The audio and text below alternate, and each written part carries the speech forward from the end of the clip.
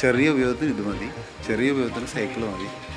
പേര് ലാവ എന്ന് പറയുന്ന ഒരു ഫോണാണ്.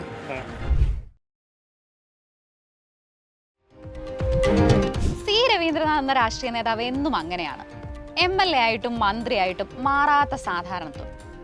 ദിനവും അപ്ഡേറ്റ് ആകുന്ന സാങ്കേതികവിദ്യയുടെ ഈ കാലത്തും സൈക്കിളും കീപാഡ് ഫോണുമായി നടക്കുന്ന പൊതുപ്രവർത്തകൻ.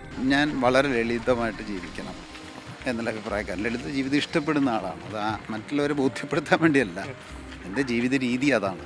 അതുകൊണ്ട് ജനിച്ചന്ന് മുതൽ ഇന്ന് വരെ നമുക്ക് പറ്റാവുന്നത്ര ലളിതമായിട്ട് ജീവിക്കാൻ ശ്രമിക്കും. ഡിജിറ്റൽ ക്ലാസ് റൂമുകൾ നടപ്പാക്കിയ വിദ്യാഭ്യാസ മന്ത്രി. എന്നിട്ടും സാങ്കേതികവിദ്യയോട് ഇത്ര അകലം എന്തേ എന്നതിൽ മാഷിന്റെ ഉത്തരം ഇങ്ങനെ: അതിനെ അവഗണിക്കില്ല.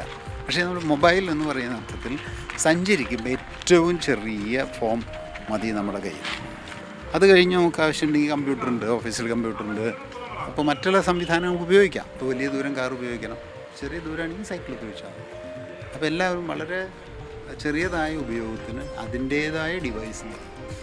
ചെറിയ ഉപയോഗത്തിന് ഇത് മതി, ചെറിയ ഉപയോഗത്തിന് സൈക്കിൾ മതി, ചെറിയതിനു മുമ്പ് ഷർട്ടും ഇതൊക്കെ മതി. MLA ആയപ്പോൾ മാത്രം ഫോൺ വാങ്ങി. 1974 മുതൽ സൈക്കിൾ ഉപയോഗിക്കുന്നു. ഇത് എന്നാണ് ഞാൻ ഫോൺ ഉപയോഗിച്ചത്? MLA ആയ ആദ്യത്തെ ദിവസം. എനിക്ക് MLAക്ക് മുമ്പ് ഫോൺ ഉണ്ടായിരുന്നില്ല.